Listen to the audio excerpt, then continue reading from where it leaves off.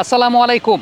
খুলনা বিভাগের শিক্ষার্থী যারা আছেন, আপনারা যদি আপনাদের বলের গতি মাপতে চান যে আপনি আসলে কত জোরে বোলিং করেন, বাংলাদেশ ক্রিকেট বোর্ড কিন্তু সেই ব্যবস্থাটা আপনাদের জন্য রাখছে। খুলনা ডিভিশনাল স্টেডিয়ামে আগামী ২১ তারিখ, অর্থাৎ আজকে আমরা যখন এই ভিডিওটা করছি বা আপলোড হচ্ছে, আগামীকাল আপনি চাইলে কিন্তু আসতে পারেন খুলনা ডিভিশনাল স্টেডিয়ামে আপনার বলের গতি মাপার জন্য, যে আপনার বলের গতি আসলে কত। অনেকের একটা জানার আগ্রহের জায়গা থাকে যে আসলে আমি কত জোরে বোলিং করতে পারি। বাংলাদেশ ক্রিকেট বোর্ড কিন্তু সেই ব্যবস্থাটা করেছে এবং এই পুরো ব্যবস্থাপনাটা আসলে করা হয়েছে টেস্ট ক্রিকেটে বাংলাদেশের ২৫ বছর পূর্তি উপলক্ষে। পুরো বাংলাদেশ ব্যাপী যে আয়োজনটা চলছে ক্রিকেট ফেস্টিভ্যাল বাংলাদেশের ৭টা বিভাগে, সেই ক্রিকেট ফেস্টিভ্যালের অন্তর্গত, যেখানে স্টুডেন্ট যারা আছেন তারা স্টুডেন্ট আইডি কার্ড প্রদর্শন করে স্কুল কলেজ বা বিশ্ববিদ্যালয়ে পড়ছেন, আপনারা এসে কিন্তু আপনাদের বলের গতিটা পরিমাপ করতে পারবেন, যে দেখতে পারবেন যে আপনার বলের গতিটা আসলে কতখানি। আগামী ২১ তারিখ খুলনা ডিভিশনাল স্টেডিয়ামে, আবার আগামী ২২ তারিখ যারা রাজশাহীতে আছেন, রাজশাহী ডিভিশনাল স্টেডিয়ামে আয়োজনটা হচ্ছে। আগামী ২৩ তারিখ সিলেট ইন্টারন্যাশনাল ক্রিকেট স্টেডিয়ামে, আগামী ২৪ তারিখ চট্টগ্রাম স্টেডিয়ামে এবং আগামী ২৫ তারিখ রিয়াগোপ উইমেন্স স্পোর্টস কমপ্লেক্স ধানমন্ডি ঢাকায়, এবং আগামী ২৮ তারিখ পরবর্তী সময়ে বরিশাল অঞ্চলের যে আয়োজনটা রয়েছে সেই আয়োজনটা কিন্তু করা হচ্ছে। এবং পুরো আয়োজনে অনেকগুলো বিষয়বস্তু থাকছে। অনূর্ধ্ব ১২ পর্যায়ের যারা ক্রিকেটার আছেন তারা একটা টুর্নামেন্ট খেলছেন, যারা বাবা মায়েরা আছেন তাদের জন্য বেশ কিছু প্যারেন্টাল কোচিং গাইডলাইন দেওয়া হচ্ছে। অনেক বাবা মারা থাকেন যারা ক্রিকেটের অনেক খুঁটিনাটি বিষয়বস্তু সম্পর্কে জানতে চান, কিন্তু কোচিং এক্সপার্টিসের জায়গাটা থাকে না বা একদম বেসিক গাইডলাইনের জায়গাটাও থাকে না, তাদেরকেও কিন্তু ডিভিশনাল কোচেস যারা আছেন তাদের জন্য একটা বুথ করা হচ্ছে। তারা কিন্তু চাইলে সেই জায়গাটায় গিয়ে ক্রিকেট কোচিংয়ের একদম বেসিক যে জায়গাগুলো, যেগুলো আসলে একজন গার্ডিয়ানেরও জানা প্রয়োজন একটা শিশুর বেড়ে ওঠার জন্য, সেই জায়গাটা নিয়েও কিন্তু তারা তাদের জ্ঞানগুলো অর্জন করতে পারছেন, কারণ সেই জায়গাটায় সেই ব্যবস্থাটা রয়েছে।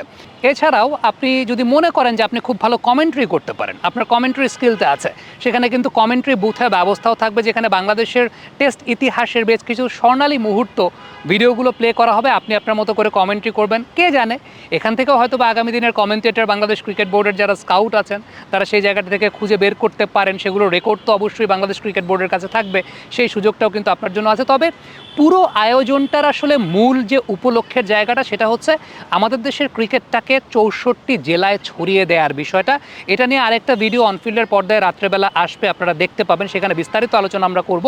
তবে পুরো ৬৪ জেলায় বাংলাদেশের ক্রিকেটটা কিন্তু বিস্তৃত না। এর পেছনে সবচেয়ে বড় কারণটা হচ্ছে আমাদের রিজিওনাল ক্রিকেটটা আসলে ওপেন করা নাই।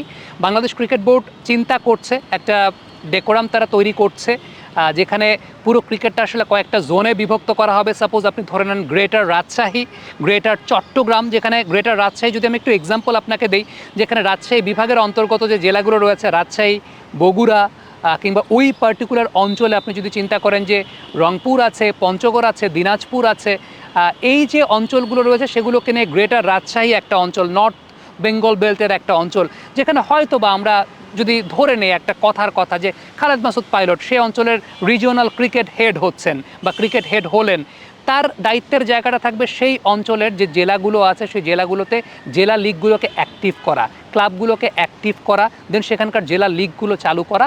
আফটার দ্যাট সেখান থেকে বিভাগীয় লিগ খেলা, অর্থাৎ আমরা যেমন Dhaka premier division cricket league দেখি, সেই জায়গাটা greater Rajshahi premier division cricket league হবে। এবং এটাই আসলে একটা অনেক বড় স্বপ্নের জায়গা, যেখানে ক্রিকেটটাকে আসলে ডিসেন্ট্রালাইজ করা। ওয়ালটন আবারও মিলিয়নিয়ার অফারে ওয়ালটন ফ্রিজ কিনে আপনিও হয়ে যেতে পারেন মিলিয়নিয়ার।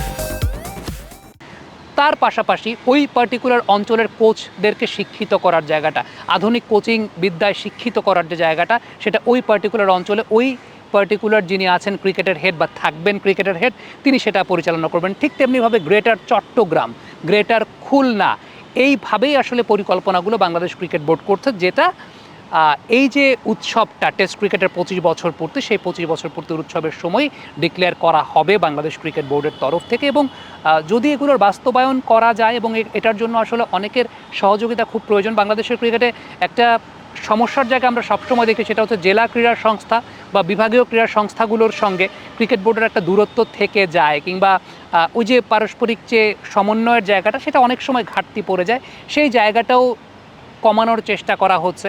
এই জায়গাটাতে বিভাগীয় কমিশনার যারা আছেন প্রত্যেকটা বিভাগের, জেলা প্রশাসক যারা আছেন, অতিরিক্ত জেলা প্রশাসক যারা আছেন, তাদের সাথে সমন্বয় করেই আসলে এই জায়গাটা একটা তাদেরকেও একটা স্টেক হোল্ডার হিসেবে বাংলাদেশ ক্রিকেট বোর্ডের সাথে ইনকর্পোরেট করা। কারণ ওই অঞ্চলগুলোর যদি প্রশাসনিক জায়গাটায় সহযোগিতা পাওয়া যায়, তখন কিন্তু ক্রিকেটটাকে বিকেন্দ্রীকরণের যে জায়গাটা, ক্রিকেটটাকে ছড়িয়ে দেওয়ার যে জায়গাটা, সেটা অনেক সহজতর হয় বাংলাদেশ ক্রিকেট বোর্ডের জন্য। সেই জায়গাগুলো নিয়ে বাংলাদেশ ক্রিকেট বোর্ড এই মুহূর্তে কাজ করছে এবং এটা একটা অনেক বড় ভিশনের জায়গা, যে ভিশনের শুরুটা দেশব্যাপী টেস্ট ক্রিকেটের 25 বছর পূর্তি উপলক্ষে। টেস্ট ক্রিকেট এখন একটা হোয়াইট বল ক্রিকেটের যুগ, কিন্তু এর মাঝেও রেড বল ক্রিকেটটা সামগ্রিক ডেভেলপমেন্টের জন্য আসলে খুব গুরুত্বপূর্ণ একটা বিষয়। সেই বার্তাটাকে ছড়িয়ে দেওয়ার চেষ্টা করা হচ্ছে বাংলাদেশ ক্রিকেট বোর্ডের তরফ থেকে। কমেন্ট বক্সে আপনাদের মন্তব্য মতামত জানতে চাই।